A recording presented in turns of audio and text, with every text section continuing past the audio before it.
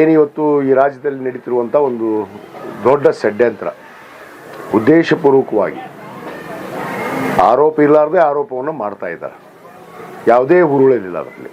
ಏನೇ ಒಂದು ಭಾಳ ಸ್ಪಷ್ಟವಾಗಿ ಇವತ್ತು ಮಾನ್ಯ ಮುಖ್ಯಮಂತ್ರಿಗಳಂಥ ಸಿದ್ದರಾಮಯ್ಯನವರು ಇವತ್ತೇನು ಉದ್ದೇಶಪೂರ್ವಕವಾಗಿ ಷಡ್ಯಂತ್ರವನ್ನು ಮಾಡಿ ಏನಾದರೂ ಮಾಡಿ ನಮ್ಮೆಲ್ಲರ ನೆಚ್ಚಿನ ನಾಯಕರಂಥ ಸನ್ಮಾನ್ಯ ಸಿದ್ದರಾಮಯ್ಯನವರ ಹೆಸರಿಗೆ ಕಳಂಕ ತರಬೇಕು ಅನ್ನೋ ಉದ್ದೇಶದಿಂದ ಮತ್ತು ಈ ಸರ್ಕಾರವನ್ನು ಅಸ್ಥಿರ ಮಾಡುವಂಥ ಒಂದು ಕಾರ್ಯ ಇವತ್ತು ಭಾರತೀಯ ಜನತಾ ಪಕ್ಷದವರು ಇವತ್ತು ಮಾಡ್ತಾ ಇದ್ದಾರೆ.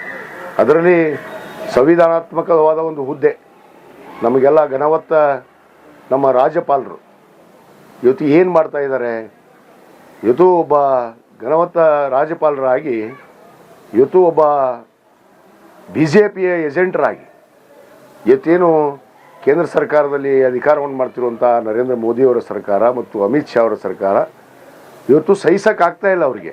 ಸಿದ್ದರಾಮಯ್ಯನವರ ಬೆಳವಣಿಗೆ ಏನು 2ನೇ ಬಾರಿ ಮುಖ್ಯಮಂತ್ರಿ ಆಗಿಬಿಟ್ರು, ಇವತ್ತು 2ನೇ ಬಾರಿ ಮುಖ್ಯಮಂತ್ರಿ ಆಗಿಬಿಟ್ರು ಅನ್ನೋ ಒಂದು ಉದ್ದೇಶದಿಂದ ಇವತ್ತು ಈ ಷಡ್ಯಂತ್ರ ಇವತ್ತು ನಡೆದಿದೆ. ಯಾಕಂದರೆ ಉದ್ದೇಶಪೂರ್ವಕವಾಗಿ ನಡೆದಂಥದ್ದು ಷಡ್ಯಂತ್ರ.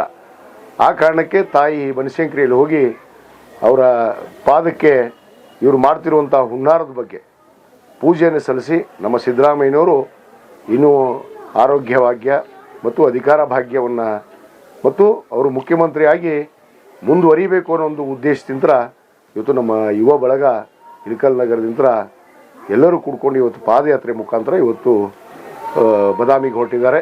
ಇದರಲ್ಲಿ ಈ ಪಾದಯಾತ್ರೆ ಮಾಡುವಂಥ ಸಂದರ್ಭದಲ್ಲಿ ಇವತ್ತು ನಮ್ಮ ಶಿರ್ಡಿಯ ಸಾಯಿಬಾಬಾ ಮಂದಿರಕ್ಕೆ ಕೂಡ ಇವತ್ತು ಪೂಜೆಯನ್ನು ಸಲ್ಲಿಸಿ ಇವತ್ತೇನು ಆ ಸಾಯಿಬಾಬಾನ ಅಲ್ಲಿ ಕೂಡ ಪ್ರಾರ್ಥನೆಯನ್ನು ಮಾಡಿದ್ದೀವಿ. ಎಲ್ಲರೂ ಕೂಡ್ಕೊಂಡು ನಾವು ಪ್ರಾರ್ಥನೆಯನ್ನು ಮಾಡಿದ್ದೀವಿ. ಹಿಂದಿನ ಸರ್ಕಾರದಲ್ಲೇ ಆಗಿದ್ದಂಥದ್ದು. ಇದರಲ್ಲಿ ಅನೇಕ ಜನ ಅಲ್ಲಿ ಪಡೆದಿದ್ದಾರೆ. ಉದಾಹರಣೆಗೆ ಇವತ್ತೇನು ಕೇಂದ್ರ ಸಚಿವರು ಮಾಜಿ ಮುಖ್ಯಮಂತ್ರಿಗಳಂಥ ಸನ್ಮಾನ್ಯ ಕುಮಾರಸ್ವಾಮಿಯವರು ಮತ್ತು ಅನೇಕ GT ದೇವೇಗೌಡ ಇರ್ಬೋದು, ಅಲ್ಲಿ ಸಹಾರಾ ಮಹೇಶ್ ಇರ್ಬೋದು, ಇಂಥವರೆಲ್ಲ ಅಕ್ರಮವಾಗಿ ಇವತ್ತು ಅಲ್ಲಿ ಮೂಡಾದಲ್ಲಿ ಈ ಒಂದು ಏನು ನಿವೇಶನಗಳನ್ನು ಪಡೆದಿದ್ದು ಭಾಳಷ್ಟು ಉದಾಹರಣೆಗಳಿದೆ. ಸನ್ಮಾನ್ಯ ಕುಮಾರಸ್ವಾಮಿಯವರು ಮಾತಾಡ್ತಾರಲ್ಲ, 3,000ಕ್ಕೂ ಹೆಚ್ಚು ಸ್ಕ್ವೇರ್ ಫೀಟ್ ಜಾಗವನ್ನು ಇವತ್ತು ಅವರು ಮೈಸೂರಿನ ನಾನು ಸ್ಥಳೀಯ ಒಬ್ಬ ಫಲಾನುಭವಿ ಅಂತ ಹೇಳಿ ಅಲ್ಲಿ ಕೊಟ್ಟಿದ್ದ ದಾಖಲೆಗಳನ್ನು ಕೊಟ್ಟು ಇವತ್ತು ಅಲ್ಲಿ 3,000 ಎಕರೆಗಳನ್ನು ಪಡೆದು 3,500 ಏನು ಸ್ಕ್ವೇರ್ ಫೀಟನ್ನು ಜಾಗವನ್ನು ಪಡೆದಿದ್ದಾರೆ. ಇವತ್ತು ಸಿದ್ದರಾಮಯ್ಯನವರು ಮೈಸೂರು ಜಿಲ್ಲೆಯವರು, ವರ್ಣಾ ತಾಲೂಕಿನವರು, ಇವತ್ತು ಆ ತಾಯಿ ಕೂಡ ಮೈಸೂರವರೇ. ಇವತ್ತು ಅವ್ರಿಗೆ ಸಂತ್ರಸ್ತರಿದ್ದಾರೆ, ಸಂತ್ರಸ್ತರಿಗೆ ಪರಿಹಾರ ಕೊಡುವಂಥದ್ರಲ್ಲಿ ಯಾವುದೇ ತಪ್ಪಿಲ್ಲ. ಆದರೆ ಉದ್ದೇಶಪೂರ್ವಕವಾಗಿ ಅದನ್ನು ಏನೋ ಒಂದು ರಾಜಕೀಯ ಹುನ್ನಾರ ಇಟ್ಟುಕೊಂಡು ಸರ್ಕಾರವನ್ನು ಅಸ್ತಿತ್ವಗೊಳಿಸಬೇಕು, ಅವರ ಸ್ಥಾನದಿಂದ ಇಳಿಸಬೇಕು ಅನ್ನೋ ಒಂದು ಉದ್ದೇಶದಿಂದ ಇವತ್ತು ಏನು ನಡೆದಿದೆ ಇದರಲ್ಲಿ ಯಶಸ್ವಿ ಆಗಲ್ಲ. ಘನವತ್ತ ರಾಜ್ಯಪಾಲರಿಗೆ ನಾವು ಖಂಡಿಸ್ತೇವೆ, ನಾವು ಧಿಕ್ಕರಿಸ್ತೇವೆ. ಇವತ್ತು ಅವ್ರು ಮಾಡಿದ ತಪ್ಪು. ಒಂದು ಸಂವಿಧಾನಾತ್ಮಕವಾದ ಹುದ್ದೆಯಲ್ಲಿ ಕೂತ್ಕೊಂಡು ಯಾರ ಬಗ್ಗೆ ಆದರೂ ಯಾರೋ ಅವರ ಪಕ್ಷದ ಮುಖಂಡರು ಇವತ್ತು ಅವ್ರಿಗೆ ಒತ್ತಾಯ ಮಾಡಿದರು ಅಂಥೇಳಿ ಅವ್ರ ಮೇಲೆ ಇವತ್ತು ಮೊಕದ್ದಮವನ್ನು ದಾಖಲೆ ಮಾಡಿ ಅದು ನ್ಯಾಯಾಂಗ ತನಿಖೆಗಾಗಿ ಇವತ್ತಿನ ಆದೇಶ ಮಾಡಿದರೆ ಇದು ತಪ್ಪು. ಅದಕ್ಕೆ ಸ್ಪಷ್ಟ ಉತ್ತರ ಖಂಡಿತವಾಗಿ ಬಂದೇ ಬರುತ್ತೆ, ಇವತ್ತಲ್ಲ ನಾಳೆ ಬಂದೇ ಬರುತ್ತೆ. ಅದರಲ್ಲಿ ಆರೋಪ ಇದು ಸುಮ್ಮನೆ ಹೊರಿಸುವಂಥದ್ದು, ಆರೋಪ ಮಾಡುವಂಥದ್ದು ಇದು. ಇದರಲ್ಲಿ ಅವರಿಗೆ ಭಾಳ ಸ್ಪಷ್ಟವಾಗಿ ತಾಯಿ ಬನಶಂಕರಿ ದೇವಿ, ನಮ್ಮ ಶಿರ್ಡಿ ಸಾಯಿನಾಥ್ ಬಾಬಾ ಅವರ ಆಶೀರ್ವಾದ ಇದೆ. ಅವ್ರಿಗೆ ಯಾರು ಕೂಡ ಅವರ ಕಾಲಿನ ಕಿರುಬಳ್ಳು ಕೂಡ ಅವರ ಧೂಳಿಗೂ ಕೂಡ ಸಮಾನ ಆಗದಂಥ ಈ ಭಾರತೀಯ ಜನತಾ ಪಕ್ಷದವರು ಈ ಹುನ್ನಾರವನ್ನು ನಡೆಸಿದ್ದಾರೆ. ಯಾಕಂದರೆ ನಿಮ್ಗೆ ಗೊತ್ತಿದೆ, ಈಗಾಗಲೇ ಅವರು ಕಳೆದ ಸರ್ಕಾರದಲ್ಲಿ ಏನು ಭ್ರಷ್ಟಾಚಾರ ಮಾಡಿದರು, ಸುಮಾರು 250ಕ್ಕೂ ಹೆಚ್ಚು ಹಗರಣಗಳು ಅವ್ರ ಮೇಲಿದ್ದಾವೆ ಭಾರತೀಯ ಜನತಾ ಪಕ್ಷದವರು. ಇವತ್ತು ಅವರು ಇದ್ದಾಗ ಕೂಡ ಇವತ್ತು ಬೇರೆಯವ್ರ ಮೇಲೆ ಬಳ್ಳು ಮಾಡಿ ತೋರಿಸುವಂಥದ್ದು ಇದು ಸರಿಯಲ್ಲ. ಇದನ್ನು ತಕ್ಷಣ ನಿಲ್ಲಿಸಬೇಕು. ರಾಜ್ಯಪಾಲರು ಇವತ್ತೇನು ಅವ್ರ ಮೇಲೆ ಮೊಕದ್ದಮೆ ದಾಖಲೆ ಮಾಡಿ ಏನು ತನಿಖೆಗೆ ಆದೇಶ ಮಾಡಿದ್ದಾರೆ ಅದನ್ನು ಹಿಂಪಡಿಬೇಕು. ಹಿಂಪಡೆದು ಇವತ್ತು ಅವರಿಗೆ ನ್ಯಾಯವನ್ನು ಒದಗಿಸುವಂಥ ಕೆಲಸ. ಯಾಕಂದರೆ ಒಂದು ಘನವತ್ತ ರಾಜ್ಯಪಾಲರು ಸಂವಿಧಾನಾತ್ಮಕವಾದ ಒಂದು ಹುದ್ದೆಯಲ್ಲಿ ಕೂತ್ಕೊಂಡ ಮೇಲೆ ಸಂವಿಧಾನದ ಒಂದು ಬದ್ಧತೆಗಾಗಿ ಏನು ಸಂವಿಧಾನ ಶಿಲ್ಪಿ ಡಾಕ್ಟರ್ ಬಾಬಾ ಸಾಹೇಬ್ ಅಂಬೇಡ್ಕರ್ ಅವರು ಕೊಟ್ಟಿರುವಂಥ ಸಂವಿಧಾನದ ಮೇಲೆ ಪ್ರಮಾಣ ಮಾಡಿ ನಾವು ಎಲ್ಲರೂ ಕೂಡ ಪ್ರಮಾಣ ವಚನವನ್ನು ಓದ್ತೀವಿ. ಅಂಥ ಒಂದು ಹುದ್ದೆಯಲ್ಲಿ ಇರುವಂಥ ರಾಜ್ಯಪಾಲರು ಅದನ್ನು ತಕ್ಷಣ ಹಿಂಪಡಿಬೇಕು.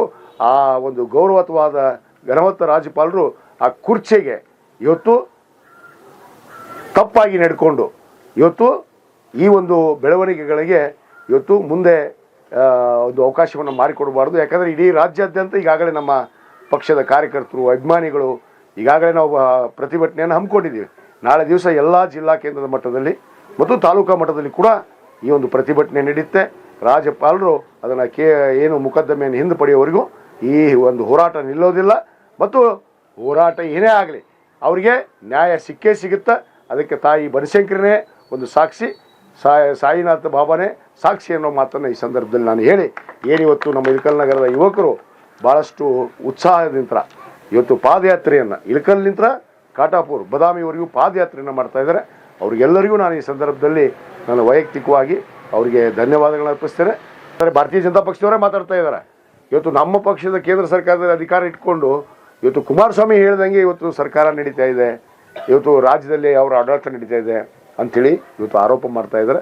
ಅದಕ್ಕೆ ಇದು ಭಾಳ ದಿವಸ ನಡೆಯೋದಿಲ್ಲ. ಯಾಕಂದರೆ ಕುಮಾರಸ್ವಾಮಿನೇ ಒಬ್ಬ ಆರೋಪಿ ಇದರಲ್ಲಿ. ಯಾಕೆ ಅವರು ಕೂಡ ಅಲ್ಲಿ 3000 ಏನು ಸ್ಕ್ವೇರ್ ಫೀಟು ಭೂಮಿಯನ್ನು ತೊಗೊಂಡ್ರ, ಅದು ನಾನು ಮೈಸೂರ ವಾಸಿ ಅಂಥೇಳಿ ಕಾಗದ ಕೊಟ್ಟು ತೊಗೊಂಡ್ರ. ಇವೆಲ್ಲ ತನಿಖೆ ಆಗಲಿ, ಬರಲಿ. 250 ಹಗರಣಗಳಿದಾವಲ್ಲ, ಎಲ್ಲರೂ ತನಿಖೆ ಆಗಲಿ. ಕುಮಾರಸ್ವಾಮಿ ಇದ್ದಾಗ ಏನಾಯಿತು, ಯಡಿಯೂರಪ್ಪನವ್ರು ಇದ್ದಾಗ ಏನಾಯಿತು, ಬಸವರಾಜ ಬೊಮ್ಮಾಯಿ ಅವರು ಇದ್ದಾಗ ಏನಾಯಿತು, ನಾವು ಸಿದ್ಧದೀವಿ ತನಿಖೆಗೆ.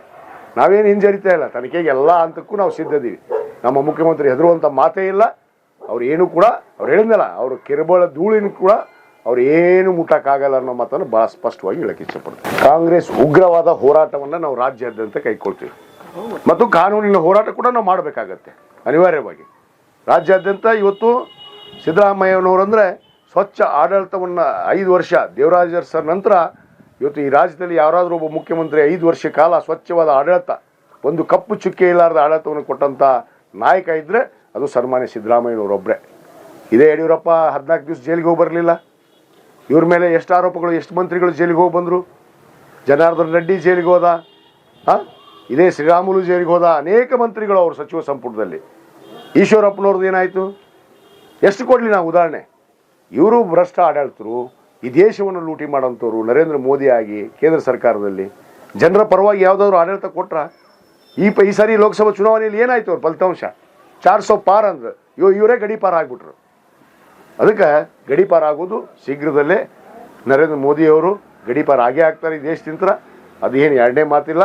ಅವ್ರು ಏನು ಕಿತ್ಕೊಳ್ಳೋಕ್ಕಾಗಲ್ಲ ಅನ್ನೋ ಮಾತನ್ನು ಭಾಳ ಸ್ಪಷ್ಟವಾಗಿ ಹೇಳ್ತೇನೆ.